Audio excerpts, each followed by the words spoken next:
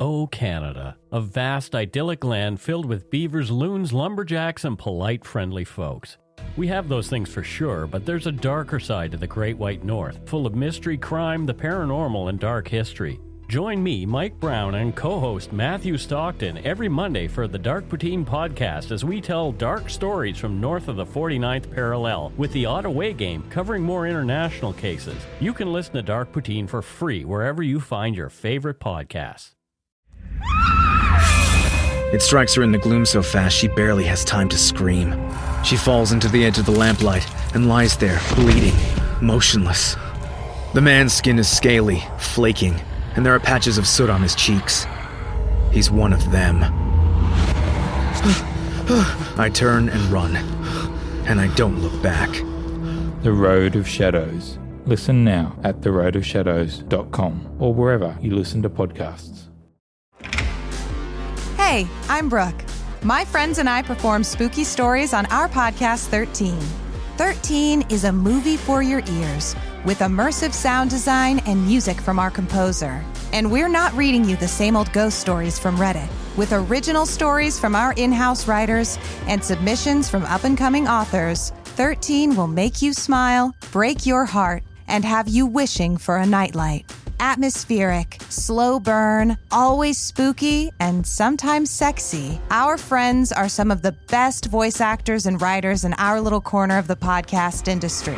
So if you want to find out why those figures in black keep meeting by the water just before dawn, why you should never sleep in a room with an empty chair, or why you hear faint music echoing from the abandoned mall, join us by following 13 wherever you're listening right now. That's 13, the word, not the number, all spelled out. Bridget Howard keeps asking for my teeth. Wherever you get your podcasts. Yes. Hello. You still there? Hi, Johan. Good, you're still on the line. I have Mark here with me. Great, thanks. We are on speaker. Matteo's waiting outside. Sure, great. Okay, listen, I'm just going to run through the T's and C's, and you can vouch for me that Mark's heard and understood them, right, before we continue?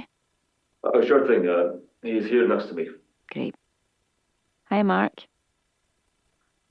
Mark? He's nodding. Mark, you need to speak.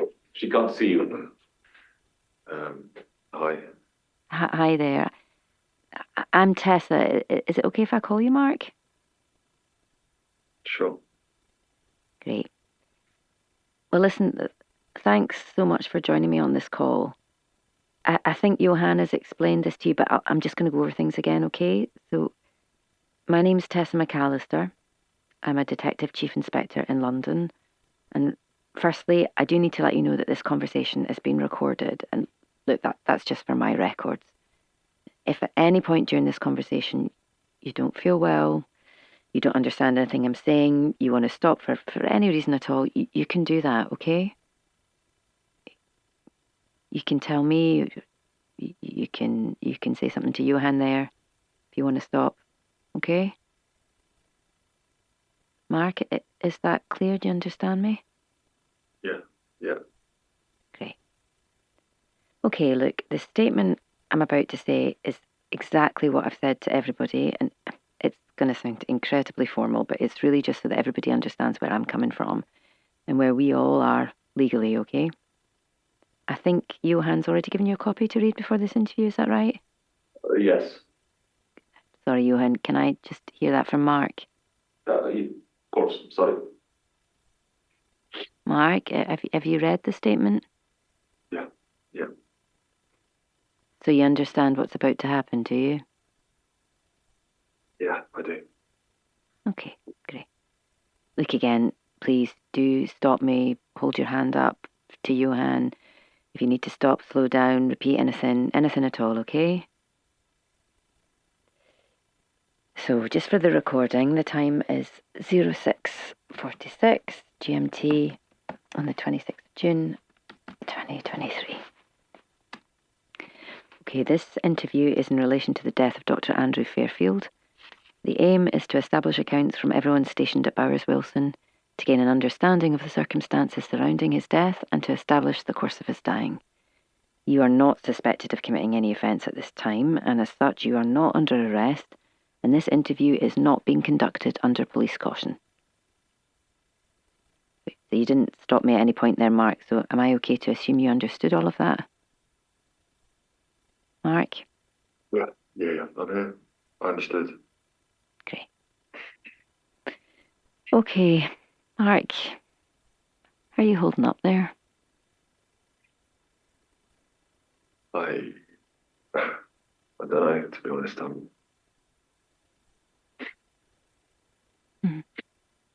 Do you mind me asking you if you know what day it is?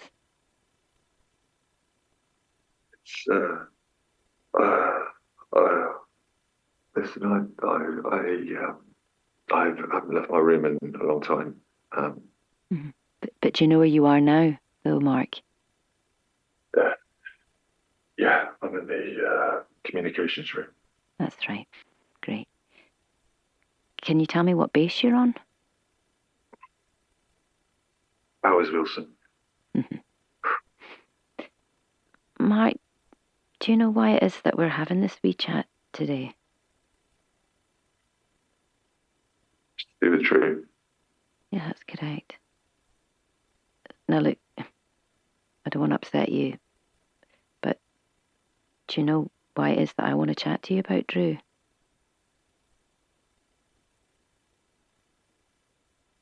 Yeah, he's dead. Uh-huh. He is, yeah. Can I ask how you know that? Mark? Mary told me. Maria? Okay. Well, that must have been really difficult.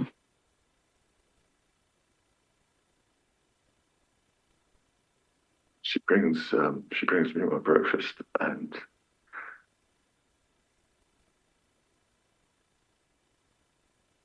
she told me when she just said he was dead, and she was crying.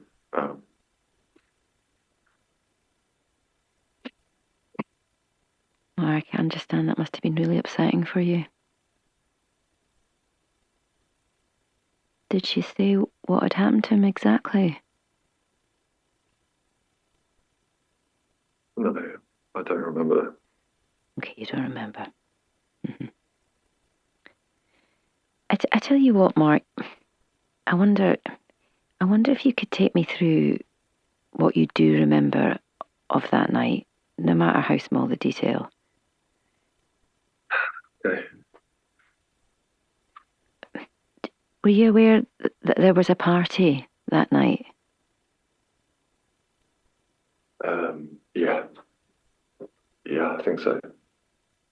Can you tell me how you knew about the party? Maria reminded me of breakfast that day, I think, and then Luca brought me dinner, which was different, and then he told me that it was, the 21st of June, which was, midwinter. Oh, so you knew about that date being midwinter, did you? Yeah. Could you hear the party at all from your room? No, I don't think so. What? No music or anything? No, like my room is a little bit further away from the main space. Right. How about folk passing your door, people milling about? Did you hear anyone chatting, anyone's voices that you recognised? Anyone in particular? I don't think so. Okay. How about any visitors? Did you get any visitors on the night of the party? Luca, with the food. With your dinner? Yeah. And then, Luca gave you your dinner and he just left, did he? Yeah. And did he lock the door behind him? I don't check the door, so I don't know. I just presume it's locked all the time at the moment. Did anyone else come to visit you, Mark?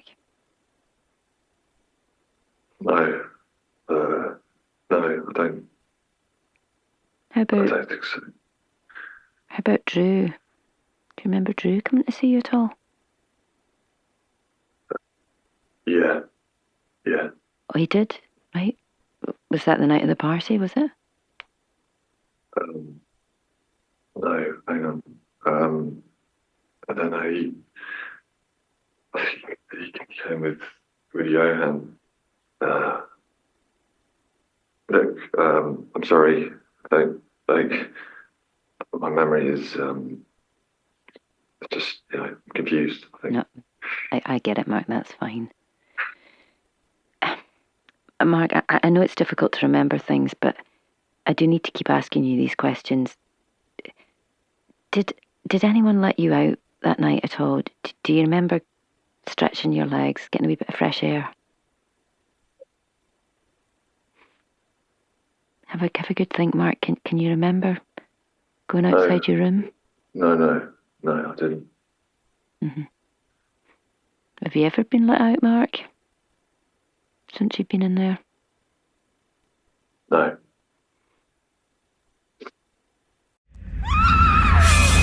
It strikes her in the gloom so fast she barely has time to scream.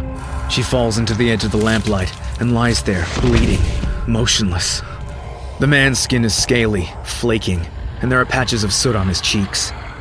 He's one of them. I turn and run, and I don't look back.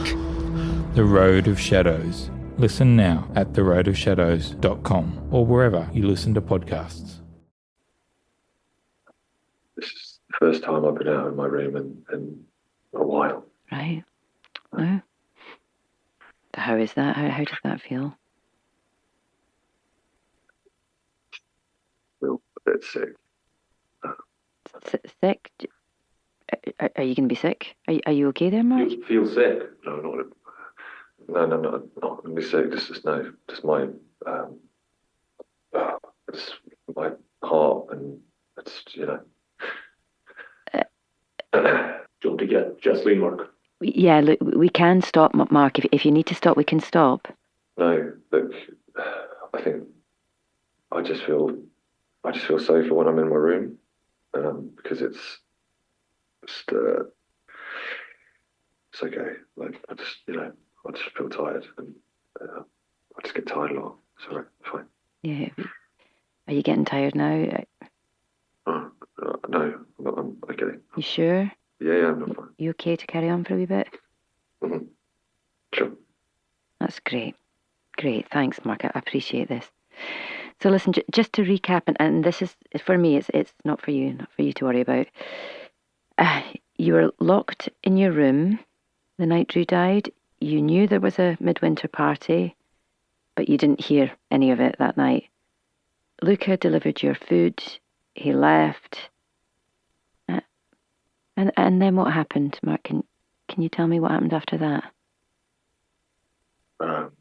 And I guess I would have slept.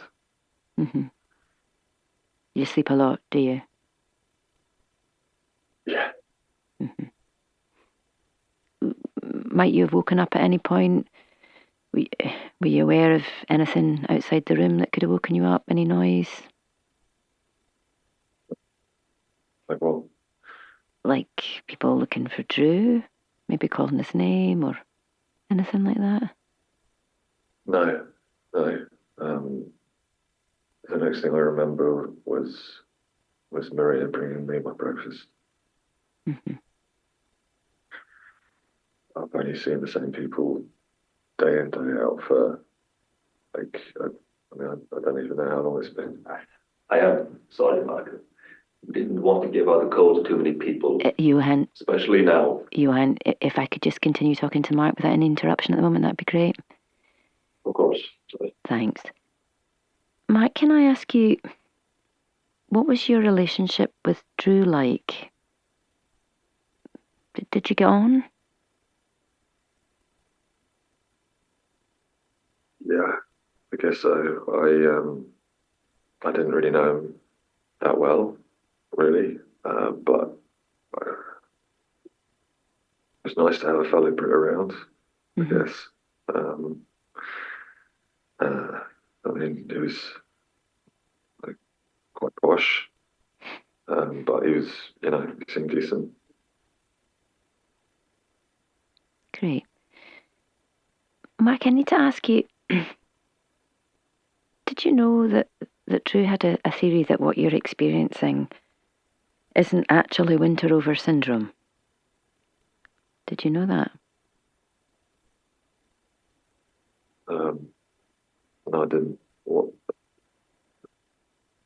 I don't understand. So Drew thought that maybe something else was causing your symptoms.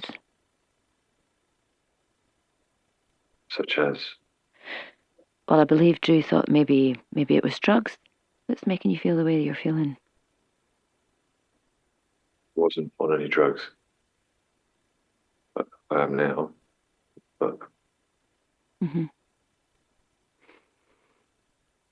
Look, Mark, I understand this may be really difficult for you, so again, absolutely stop me if you need a wee break and don't want to go there, but I've had a few separate accounts of your breakdown a few weeks ago, but I really am interested in hearing about it from your perspective. Could you talk me through it at all? what do you mean? What I mean is, I'm really interested in knowing how you felt. Anything you remember about that period of time? No, I don't remember anything. What? Nothing at all?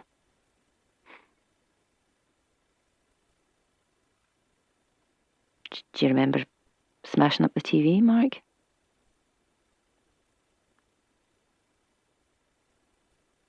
Maybe picking up the pool cue? I really don't remember anything about it. Okay. Okay, Mark. Can I ask you, are you left or right-handed? Right. Right. That's lovely, thank you. Okay, Mark, just one more question about this. Do you remember anything at all leading up to the event, Mark? I mean, anything, like, do you remember feeling any different than usual? What were your sleep patterns like? Anything out of the ordinary that you think you noticed? No. Look, I don't remember anything about it. I really wish I did, but I don't. Yeah, I'm feeling really tired. Is there any way? Sorry, I didn't catch that, Mark. Mark? Are you okay? Yeah, I'm just feeling really tired. Okay. Well, look, no worries, Mark. Listen, I'll stop here. You've been really, really helpful. I appreciate you taking this time, yeah? Look, Mark, just before I go, can I ask you, do you have a phone? Yeah. I do have a phone, but I haven't seen it. I don't know. We can look where your phone is, probably in your room. Like, I haven't charged it. you want me to charge it when we find it? Listen, Johan, don't worry. Look, I'll talk to you both about this maybe when you're not so tired, Mark. How about that? I think it's better if we end it now, yeah? Again, thanks so much. I appreciate it. All right? Okay, great. Thank you, that's all. Okay, I'm going to stop the recording now. Thanks, Johan. Okay, bye. Okay, the time is 0700 GMT.